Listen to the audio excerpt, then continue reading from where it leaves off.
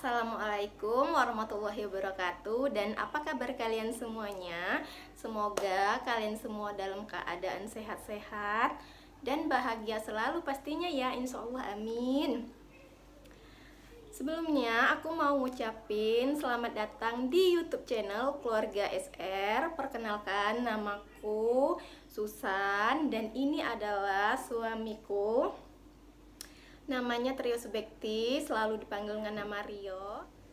Dan alhamdulillah kami sudah dikaruniai satu orang anak perempuan. Dan anakku adalah ini. Namanya siapa sayang? Azkia Humaira Bekti. Yap, namanya adalah Azkia Humaira Bekti.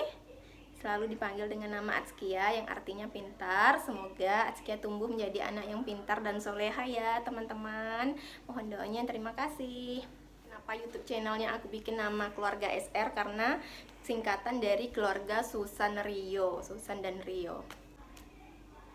Oke, ini merupakan video pertama aku. Di sini sesuai dengan judulnya, aku akan menceritakan suka duka aku dari awal menikah sampai aku dan suami bisa bangun rumah sendiri. Dan itu menurutku adalah pencapaian yang luar biasa bagi aku dan suami ya teman-teman.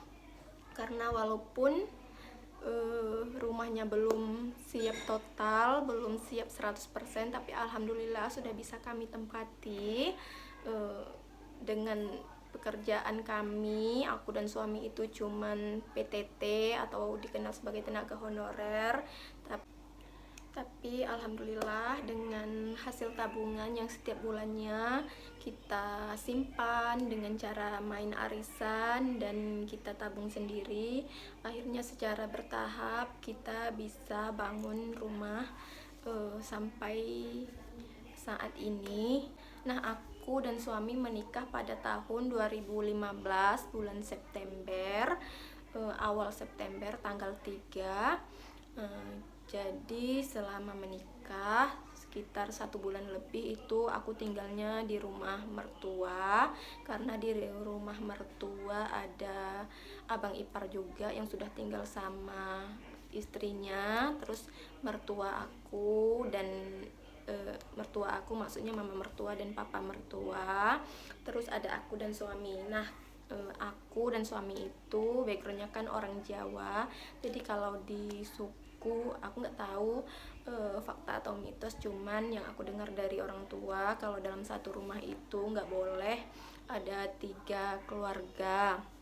Nah, di situ akhirnya aku dan suami mencari rumah kontrakan yang dekat sama kantor tempat aku bekerja. Karena sebelum aku menikah sama suami itu jarak rumah kos-kosan aku sama kantor cuman sekitar 2 menit naik motor, dan itu terbilang sangat deket ya teman-teman. Terus aku berharap nggak mungkin pas nikah aku mesti jauh-jauh pergi kerjanya, gitulah menurutku ya.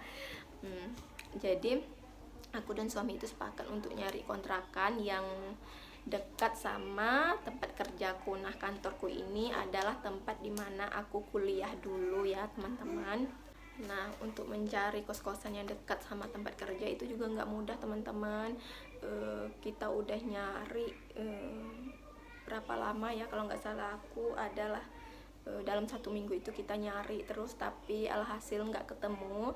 Terus ada sih tapi kemahalan, dan menurutku itu aku dan suami nggak sanggup bayar kalau 1 bulannya harus 1 juta gitu kan. Karena dengan gaji yang cuman berapa, kita harus pinter bagi-bagi kebutuhan sehari-hari ya teman-teman. Nah, singkat cerita akhirnya kami nggak jadi ngontrak, karena kalau ngontraknya kejauhan sama aja aku harus mending aku tinggal di rumah omnya suamiku. Karena rumah omnya suamiku ini nggak ada orangnya alias kosong. Jadi mereka nyuruh aku dan suami untuk nempatin rumahnya daripada nggak dipakai, alias kosong, nggak terawat, jadi nggak perlu bayar, tinggal aja di rumahnya. Mereka ngomongnya seperti itu. Ya sudah, akhirnya aku memutuskan untuk tinggal di rumah itu sama suami, dan aku harus berkorban. Menurutku aku harus sabar, semua butuh proses, nggak apa. Jadi aku harus berkorban, nggak masalah lah kalau misalnya jarak tempuh dari kantor, nggak masalah lah jarak tempuh dari rumah menuju kantor itu sekitar 20 atau 25 menit. Nah, disinilah mulainya terjadi yang mana di akhir tahun 2015 itu suamiku kena PHK, dan rasanya aku sedih banget waktu itu. Kenapa aku baru menikah saja terus suamiku hilang pekerjaan, dan aku mikirnya aduh gimana nanti mau ini mau itu. Dan akhirnya ya sudahlah, aku terima saja waktu itu semua ini cobaan, karena menurutku semua orang yang menikah itu pasti dikasih cobaan beda-beda. Dan katanya sebelum 5 tahun ke atas itu ya sering terombang-ambing gitulah. Alhasil aku tinggal di rumah pamannya dengan suamiku yang saat itu nggak ada pekerjaan tetap, tapi alhamdulillah dia adalah seorang yang bertanggung jawab dengan kebun yang ada milik orang tuanya. Dia memang background suamiku itu keluarganya kan adalah petani ya guys, jadi mereka udah sering bercocok tanam atau berkebun lah pokoknya. Jadi sebelum dapat pekerjaan tetap, suamiku itu ya bekerja dari hasil kebun orang tuanya. Dan jarak antara rumah aku dan mertua itu nggak jauh, cuman masih satu tempat juga, cuman beberapa meter aja jarak tempuhnya guys. Nah, sampai akhirnya awal Januari 2016 itu alhamdulillah kami dikasih rezeki, aku hamil, cuman 03 bulan aku akhirnya hamil. Dan anakku ya ini tadi Atskia, dapat anak perempuan. Nah, selama hamil itu ya alhamdulillah mertua aku juga pengertian, dan kadang aku dan suami itu bukan tipe yang kalau ada apa-apa kami ngadu ke orang tua harus minta ini minta itu, enggak pernah. Cuman kadang mertuaku selalu bawa kayak barang-barang harian gitu ke rumahku, nggak tahu kenapa, karena dia memang orang yang baik. Dan kalau sama mama aku, orang tua aku itu kan tinggalnya jauh karena beda kabupaten aku sama suamiku. Jadi aku bukan tipe yang harus ngadu-ngadu ke orang tua minta ini itu, enggak sih. Paling ada hal-hal tertentu yang baru aku curhat ke orang tua aku. Nah, jadi selama aku hamil alhamdulillah suami dengan pekerjaan hariannya dari berkebun, dia juga punya tabungan untuk aku lahiran. Nah, alhamdulillah semenjak akhirnya singkat cerita aku lahiran pada bulan September, 1 September aku lahiran anak pertamaku dengan operasi sesar, karena waktu itu aku kondisinya nggak stabil, maksudnya nggak bisa kalau lahiran normal dengan HB ku yang rendah, tensi ku yang rendah, terus keadaan aku yang lemah. Pas hamil aku juga sempat pingsan. Akhirnya suamiku minta yang terbaik sama dokter dan dia nyaranin untuk aku operasi sesar.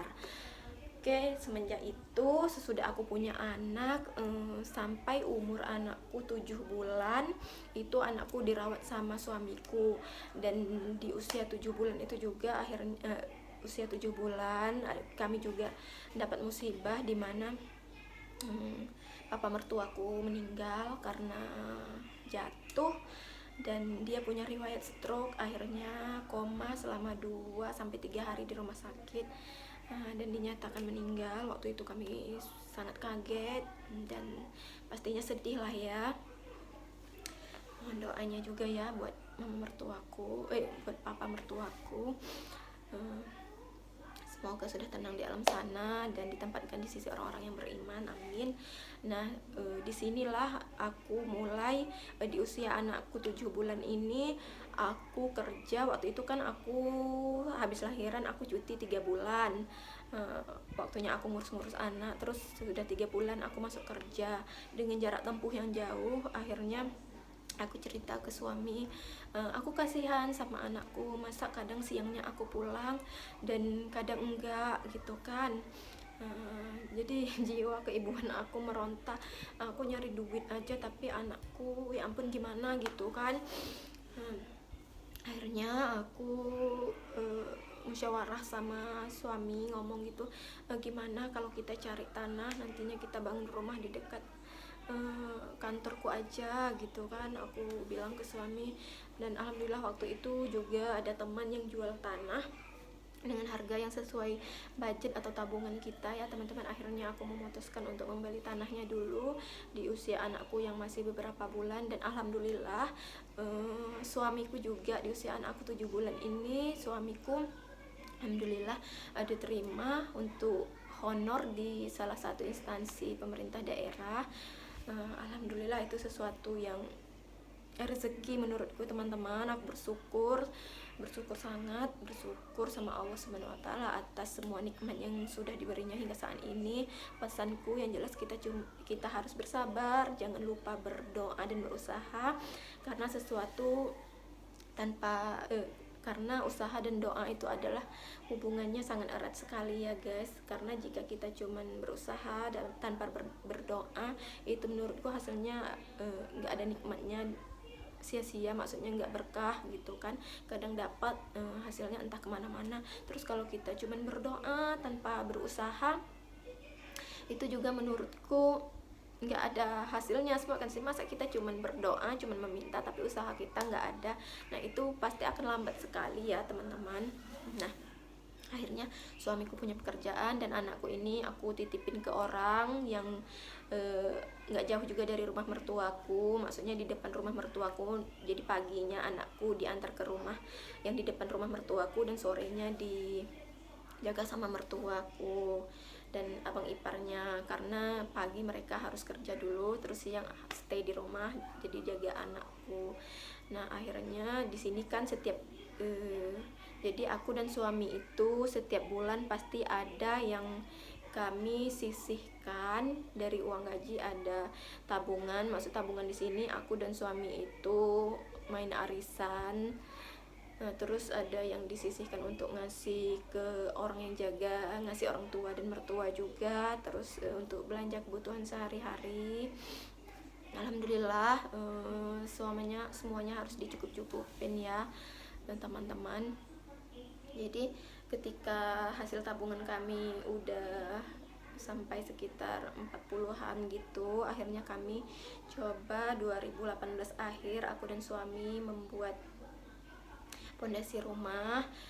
Dan terus seiring waktu punya rezeki lagi, jadi kami bangunin tiang rumahnya dulu, sampai ada rezeki lagi kami lanjut naik batu.